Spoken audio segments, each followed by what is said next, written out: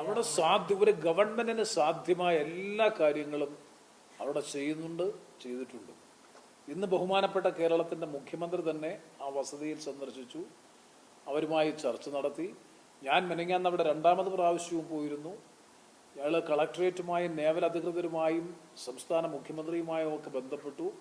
അതിന്റെ അടിസ്ഥാനത്തിൽ ഇന്നലെയാണ് നേവൽ വിദഗ്ധ സംഘം വന്ന് വിശദമായിട്ടുള്ള പരിശോധന വീണ്ടും നടത്തി. സ്ക്യൂബ ഡൈവേഴ്സ് വന്നു, അവരുടെ പരിശോധന നടത്തി.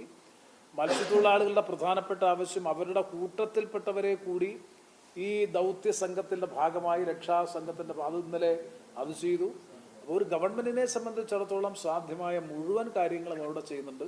ഇതിനകം തന്നെ 2-3 മന്ത്രിമാർ അവിടെ സന്ദർശിച്ചു, അവിടെ വീട് സന്ദർശിച്ചു. രക്ഷാപ്രവർത്തനങ്ങൾക്ക് മുഴുവൻ സമയം ജില്ലാ കളക്ടറുടെ മേൽനോട്ടത്തിൽ അത്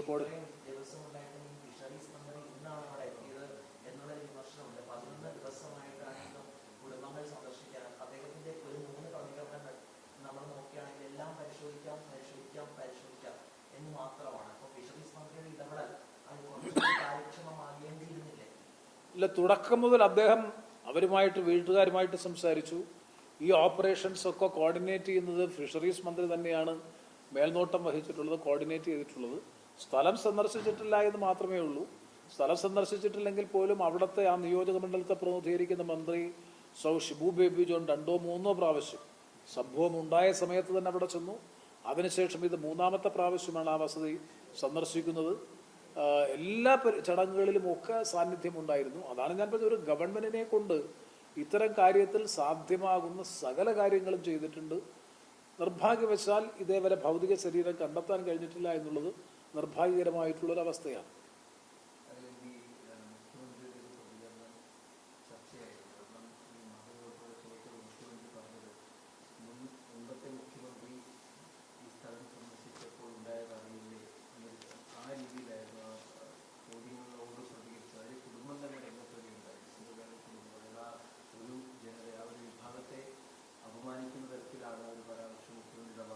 ഇല്ല, അതിനെ സംബന്ധിച്ച് മുഖ്യമന്ത്രി തന്നെ വ്യക്തമാക്കിയിട്ടുണ്ട്, വിശദമാക്കിയിട്ടുണ്ട്. അദ്ദേഹം ഇന്ന് പോയി കണ്ട് സംസാരിച്ചപ്പോഴും മത്സ്യത്തൊഴിലാളി കുടുംബങ്ങളിൽ നിന്നുണ്ടാകുന്ന പ്രതികരണം സ്വാഭാവികമാണ്. അതൊരു കാരണവശാലും കുറ്റം പറയാൻ കഴിയുന്നതല്ല. അവർക്ക് പ്രതിഷേധിക്കാനും പ്രതികരിക്കാനും കഴിയുന്നത് ഗവൺമെന്റിനോടാണ്. ആ പ്രതികരണത്തെയൊക്കെ വളരെ സംയമനത്തോടും സഹിഷ്ണുതയോടും കൂടി തന്നെ നോക്കിക്കാണുന്നു എന്നാണ് ഇന്നും ബഹുമാനപ്പെട്ട മുഖ്യമന്ത്രി ആ കാര്യത്തിൽ മറുപടി പറഞ്ഞത്.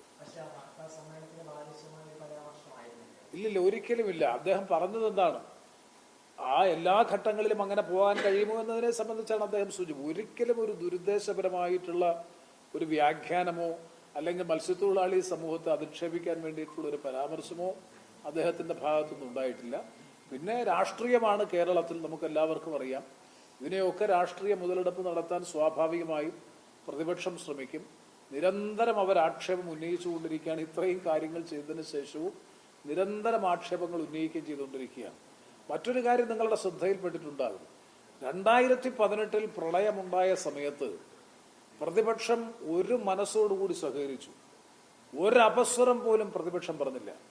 എല്ലാ ദുരിതാശ്വാസ പ്രവർത്തനങ്ങളും കഴിഞ്ഞതിന് ശേഷമാണ് ഞാനടക്കം ഞങ്ങളെല്ലാവരും ആ പ്രളയവുമായി ബന്ധപ്പെട്ട വിഷയങ്ങൾ വളരെ ശാസ്ത്രീയമായി പഠിച്ചതിന് ശേഷം വിമർശനാത്മകമായി ഞങ്ങളെല്ലാം ഉന്നയിച്ചത്. കാരണം മാൻമേഡ് ഫ്ലഡ് ആയിരുന്നു എന്ന് എസ്റ്റാബ്ലിഷ് ചെയ്തു, ശാസ്ത്രീയമായ വിലയിരുത്തലിന്റെ അടിസ്ഥാനത്തിൽ, സ്ഥിതിവിവരക്കണക്കുകളുടെ അടിസ്ഥാനത്തിൽ എന്ന് പറഞ്ഞു. പക്ഷെ ആ ദുരിതാശ്വാസ പ്രവർത്തനങ്ങൾ നടന്നുകൊണ്ടിരിക്കെ പ്രക്ഷോഭം നടത്തുക, സമരം നടത്തുക, വരുന്നവരും പോകുന്നവരും MLA-മാരും മുൻ മന്ത്രിമാരും സകലരും പത്രസമ്മേളനം നടത്തി നിരന്തരം ആക്ഷേപങ്ങൾ ഉന്നയിക്കുന്ന ഒരു സ്ഥിതിയാണ് ഈ പ്രളയകാലത്ത് നമ്മൾ കണ്ടത്. ആ രണ്ടും തമ്മിലുള്ള വ്യത്യാസം തീർച്ചയായിട്ടും കേരളത്തിലെ ജനങ്ങൾ മനസ്സിലാകും.